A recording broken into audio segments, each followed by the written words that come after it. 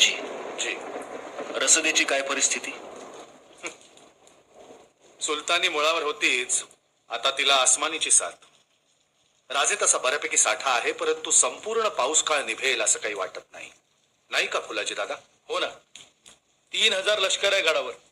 म्हणजे आता थोडीशी गाठ नसली तरी लवकरच ती वेळ येऊ शकते. आपण जर हा गड सोडला तर इथली शिबंदी निभेल. कारण सिद्धीला हा गड सर करण्यापेक्षा आम्हाला जेरबंद करण्यात जास्त रस आहे. आपण इथून बाहेर पडलो तर वेढाई उठेल आणि आपण बाहेर जाऊन नव्या जोमानं नव्या ताकदीनं पुन्हा प्रतिहल्ला करू शकू.